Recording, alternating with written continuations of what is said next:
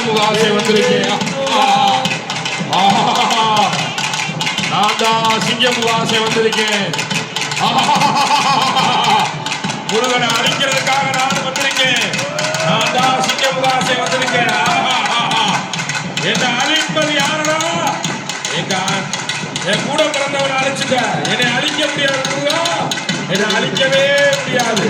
நான் சிங்கமுகாசன், என்னை அழிக்கவே முடியாது முருகா.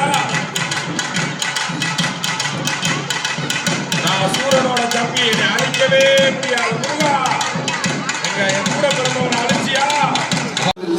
அந்த சிறு பொடியனை தீர்த்து விட்டு வா அப்படின்னு சொல்லி அவனுடைய தம்பிய ரெத்முகாசுரனை என்ன பண்றார்? சூரபத்மாசுரன் தன்னுடைய தம்பியை அனுப்பி வைக்கிறான். இதுக்காக நான்லாம் வரமாட்டேன், அவன் சிறு பொடியன், அவனை நீயே தீர்த்துட்டு வான்னு கடைசி தம்பியை அனுப்பி வைக்கிறான்.